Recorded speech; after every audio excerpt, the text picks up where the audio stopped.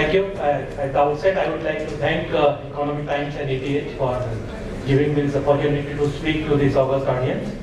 Last but not the least, my session is going with the theme of self-reliant, and the work which I am going to speak is some of the innovative ideas which we conceived and then they are commercialized, and many of them are now commercial success as well as leaders in their field. So the theme is leveraging innovation in generics, a business imperative for Indian pharma companies. So I'm coming to this first slide of translational medicine. When you take an idea from the bench to the bedside, you know, that's where the translational medicine comes.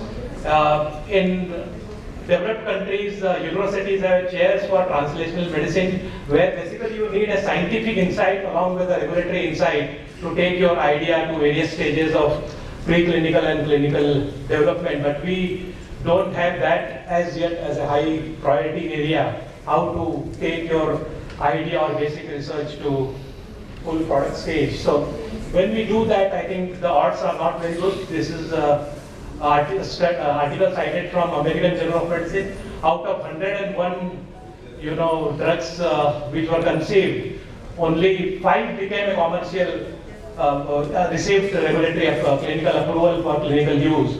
And out of these 5, only 1 was, became a great success. So out of 101 drug compounds, when you work, only 1 becomes a success. So, and it's a very cost-intensive process.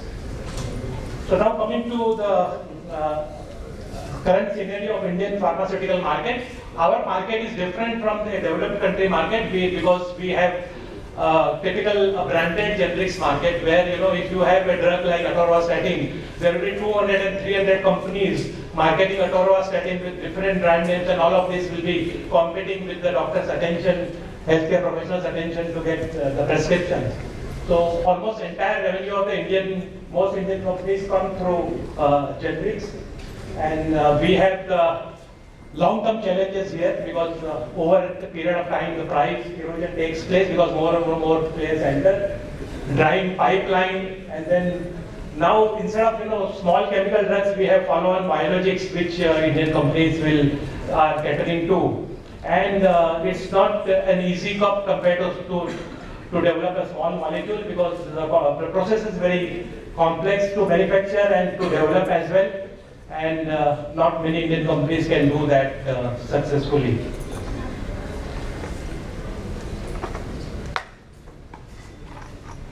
So drug discovery and alliances, which is drug discovery is a source for new product, because drug discovery is difficult for most Indian companies. The research-based Indian companies, they cannot, because the cost of developing one drug right to reach to the global markets is almost $2.8 billion, which is not beyond most Indian companies. So they need to collaborate at some stage and out-license this to an MNC which is interested to take the full development cycle. And other than that, MNCs, if you want to market a new product which is of research just come out of the research pipeline of a MNC, then the MNC for Indian markets here, they will collaborate with the only big Indian pharma companies. So mid-size and smaller Indian companies, they don't have these options of collaborating with the MNCs and then marketing their drugs. So that's another problem. So need for exploring other options. And current scenario is that new products are a significant source of revenues and growth drivers for the pharma companies. And change in intellectual property rights has deprived Indian companies the option of launching molecules which are patented post 95. So those which are still under product patent, you can't market them. And this has forced some Indian companies realize this, and they entered into drug discovery space. And drug discovery is, as I said, it's not an easy option. It's cost intensive, the learning curve is very long, and it's a risk-based approach. So for whatever success few Indian companies, 4-5 Indian companies attempted, we don't find a great success of new drug discovery and new molecules coming out of Indian companies. And so we were just discussing about India being a global pharmacy. So what is the other strength of India as a country? So we have huge patient population is huge, so patient population becomes very, very huge. So we have huge disease burden as compared to, except China, India is the only country which has a huge disease burden. We have a huge infrastructure, the medical colleges, the good hospitals, working chains, diagnostic chains, so all these things are there. So clinical research is one thing which should be carried out in a major way in India. So from global pharmacy, another aspiration should be the global clinical research hub, where the MNCs come and innovate, and Indian companies also do innovation here. So exploring innovation in generics to tap the potential of generics which are pre-95 or which are off patent, post-95 also which have already lost patents. So what can be done there? So this is a model which we adopted, where clinical research is a tool for innovation. So what we see, basically we are saying here is that you need to innovate. What you require is a disease insight as well as drug insight. So only drug insight is not going to help you to innovate.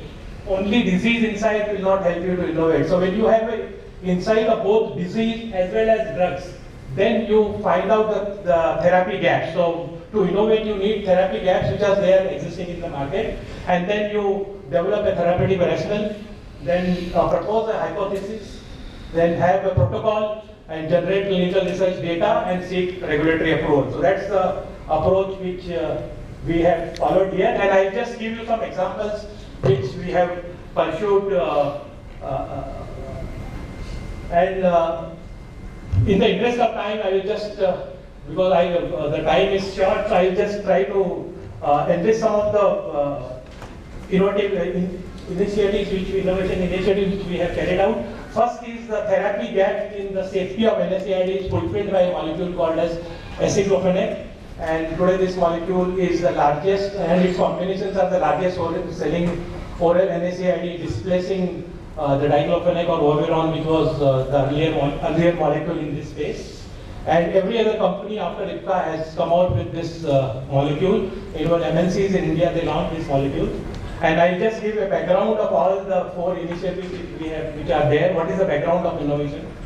Second is the renaissance of chlorthalidone, a thiazide-like diuretic, which had disappeared from the market, but which is now leading place in the therapy of hypertension. Third is the diabetes and inflammation link. Diabetes is considered as an inflammatory disease. So the first anti-inflammatory drug approved in type 2 diabetes, repurposing, is what we have carried out. It's already approved and marketed. And the fourth is innovation, which is still going on. We have successfully completed the phase 1 study in humans, and it has validated our concept. So innovation to eliminate the pharmacogenetic limitation of Clopidogrel as an antiplatelet molecule. So that's the fourth innovation. So here, how I conceived this product idea was that MSD, Merck Shop and Dome, came out with the product Rofecoxib, and they did a phase 3 study called as Vigor study, where the highly selective COX-2 inhibitor Rofecoxib was compared to a conventional NSAID, naproxen, and the idea of primary endpoint was it is more GI safe as compared to conventional NSAID, and that was validated. But however, what came out was a safety signal. There were increased heart attacks, MI, myocardial infarction in the Rofecoxib arm compared to the naproxen arm. And this is where you can see that Rofecoxib more heart attacks as compared to naproxen. And subsequently, what we did was the problem we conceived as that if you are non-selective and conventional NSAID, you inhibit the COX-1 enzyme, so you get GI adverse effect. When you are highly selective towards COX-2, you get GI safety at the cost of cardiac safety. So you need a balance between COX-2 and COX-1. And this is the molecule which was doing that. And then we introduced this molecule in India by doing a phase 3 study. And subsequently, Rofecoxib was banned, and then this molecule gained share, and every other company then introduced this molecule.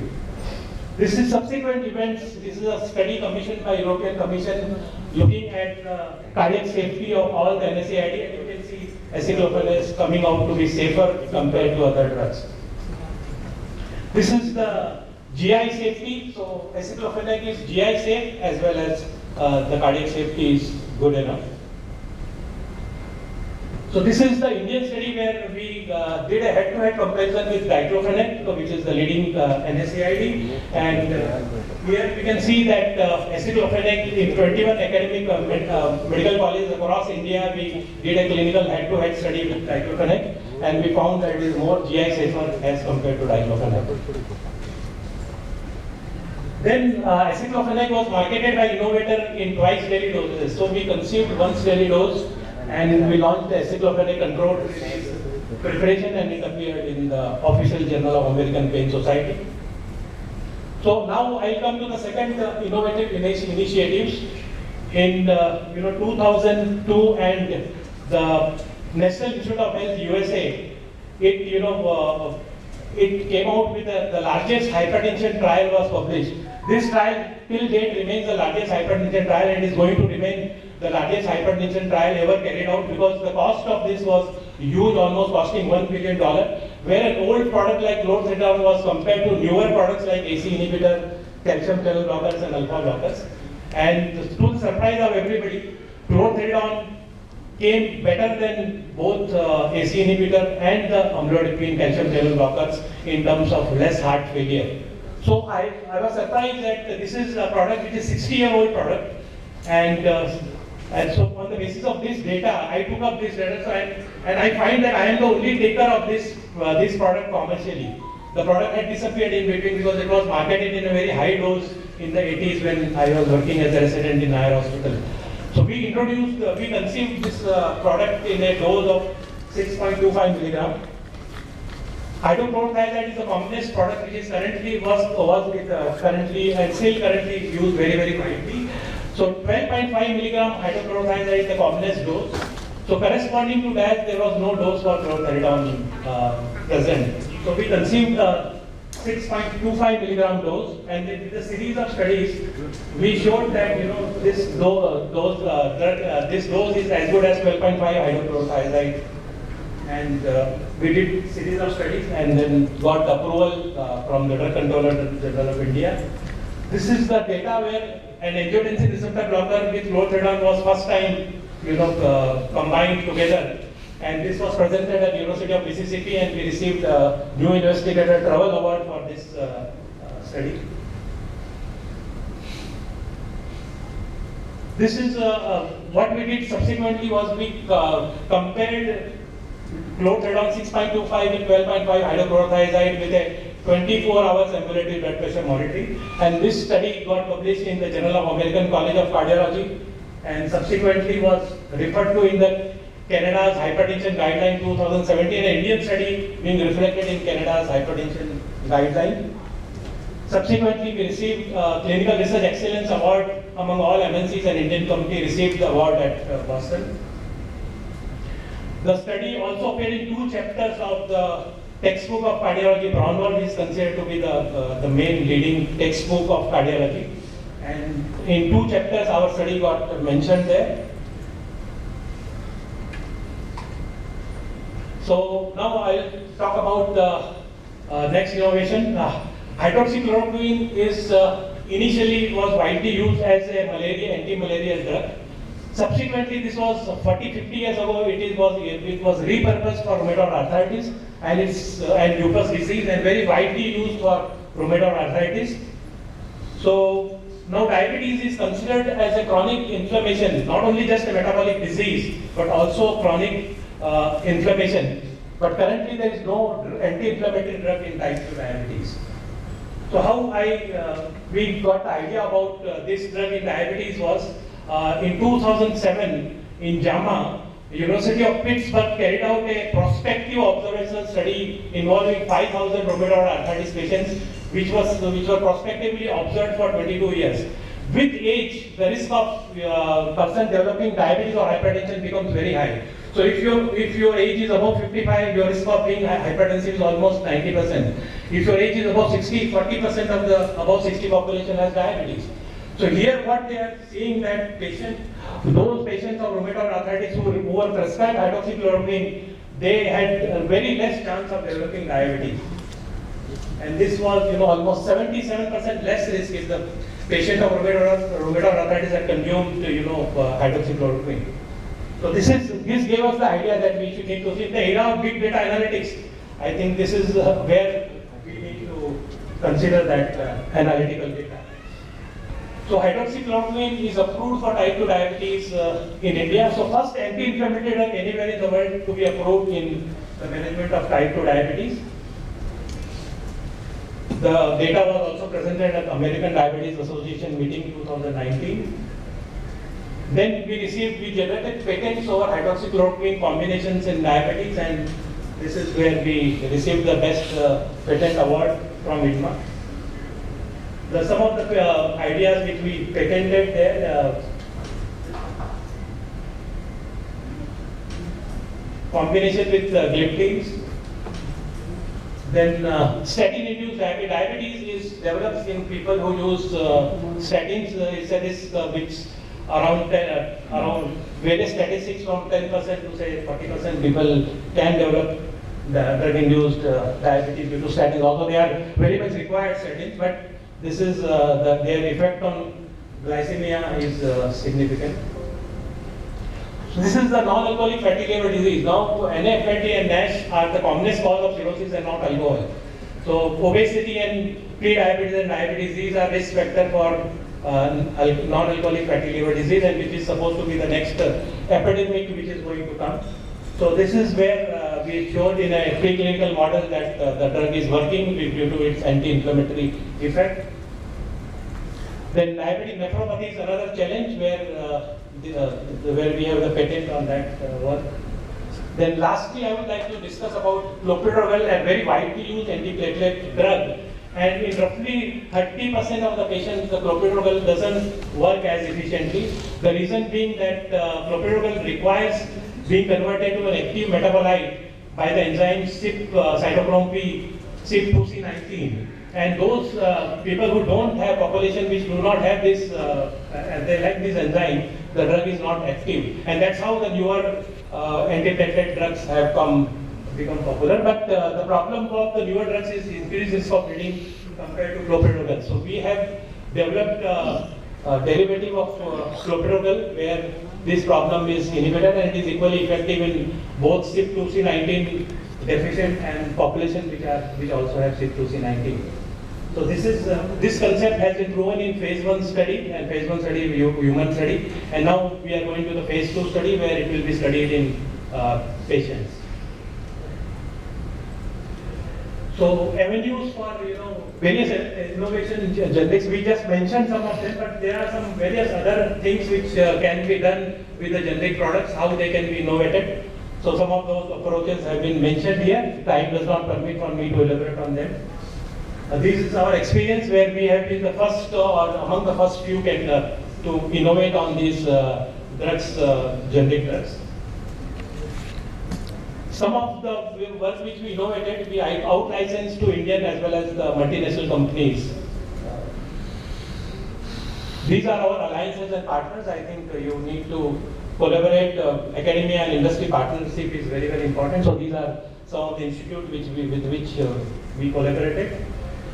So I will come to the conclusion. Implications is that pharmaceutical innovation and clinical research yields new products. Innovation in generic products is less risky and rewarding. Unlike new drug discovery, innovations on generic products can be pursued by many Indian companies. Ipca is a mid-sized company, so almost 20 companies can easily work on this model and innovate more and more. And medical department should be functioning as a source of innovation and focus to shift from marketing support to innovation validated through clinical research.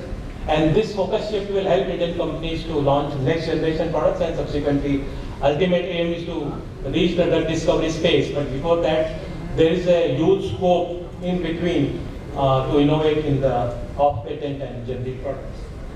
So thank you very much for your patient hearing.